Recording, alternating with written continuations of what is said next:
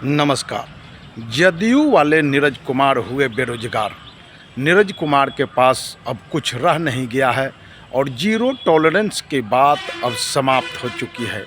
इसलिए अब बोलने के लिए कुछ रह नहीं गया है और लगातार नीरज कुमार कुछ न कुछ तो ज़रूर बोलते हैं। मीडिया में छाए रहने के लिए कहीं न कहीं किसी पर भी कभी भी किसी वक्त भी कुछ भी बोल देना है। यानी नीरज कुमार राहुल गांधी पर सवाल किए कि विदेश यात्रा लगातार 54 विदेश यात्रा राहुल गांधी किए हैं, जवाब दे। और मैं कहता हूं कि 54 यात्रा शायद मोदी जी का बिहार में ना हो गया हो। इसलिए अगर नीरज कुमार जी बात किए हैं राहुल गांधी से तो खास करके यह समझ लेना चाहिए कि राहुल गांधी का इटली में खास करके मौसी से लेकर हर एक रिश्तेदार उस व्यक्ति का विदेश में ही है। तो क्या वह रिश्तेदार के यहाँ जाएगा कि नहीं जाएगा? अगर अगला रिश्तेदार के यहाँ जाता है तो आपके पेट में दर्द क्यों? अगर आपके यहाँ मौसी दादा ननिहाल है उसके यहाँ नहीं जाते हैं तो लिखित दीजिए। किसी शादी संबंध में नहीं जाते हैं तो उसको साबित कीजिए जनाब। ये तो बिल्कुल ही राजनीति का हद पार हो गया कि छिटाकशी हो तो एक रिश्ते में कहाँ अगर जा रहे हैं आ रहे हैं उस पर छीटाकशी हो। और ख़ास करके यह साफ साफ बता दिया जाता है कि राहुल गांधी के बराबर में रहने वाले व्यक्ति अगर राहुल गांधी पर कटाक्ष करे और राहुल गांधी पर बयान दे तो चलता है। लेकिन मैं कहता हूँ उनके शायद 121वें नंबर पर भी नीरज कुमार जदयू वाले नीरज कुमार नहीं है। फिर राहुल गांधी पर कटाक्ष करने से कोई फ़ायदा नहीं, कोई नोटिस लेने वाला जनाब नहीं है।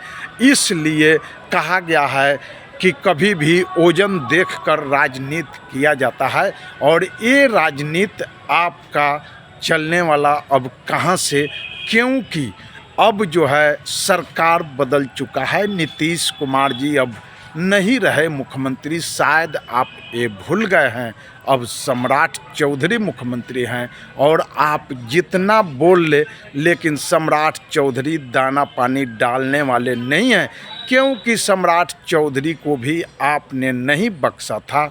उनको 1 से 21 तक आपने उनको रगड़ने का काम किया था। उनके समझ लीजिए पढ़ाई लिखाई से लेकर और केस तक, भ्रष्टाचार तक आपने आवाज़ उठाने का काम किया और बताने का काम किया कि फ्रॉड हैं सम्राट चौधरी। उस चीज़ को सम्राट चौधरी कभी भूलते नहीं और सम्राट चौधरी कभी भी आपको रगड़ सकते हैं लेकिन आप सम्राट चौधरी के आप साथ काम कर नहीं सकते। ऊपर से आप जितनी मर्जी लिपापोती कर ले, क्योंकि आप किसी को बकसने वाले नहीं हैं। है हिम्मत तो मुन्ना शुक्ला के बारे में एक बार आवाज़ उठाइए कि मुन्ना शुक्ला जेल में बंद और आनंद सिंह जेल से बाहर। हम बार बार इस पर बोलने का काम करते हैं और आवाज़ उठता रहता है। तो एक कानून एक संविधान, फिर आनंद सिंह तत्काल मर्डर केस में जेल गए और बाहर आ गए और इसके बाद मुन्ना शुक्ला पुराने केस में बेल तोड़वाकर और रखा गया है जेल के अंदर।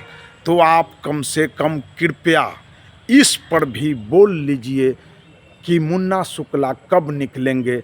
आपकी सरकार है और आप कम से कम बोलिए, जवाब दीजिए कि मुन्ना शुक्ला कब निकलेंगे।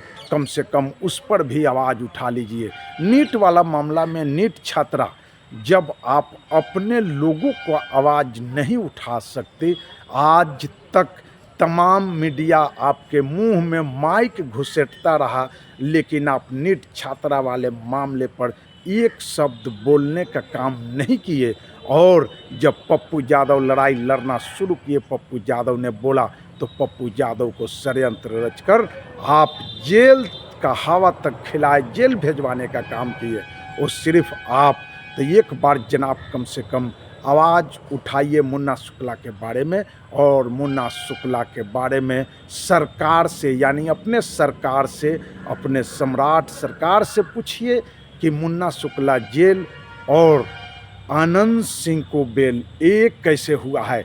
इस पर कम से कम आप आवाज़ उठाइए, तब जानेंगे कि आप सच्चे प्रवक्ता और सच्चे सिपाही हैं। लेकिन अनाप शनाप बोलने से काम नहीं चलने वाला है। आप कभी भी बयान दीजिए तो उसका तर्क कम से कम ज़रूर सोचिए कि अगला जो दूसरा जवाब उधर से देगा वो क्या देगा और कैसे, क्या आपको घेरे में लाएगा या नहीं लाएगा।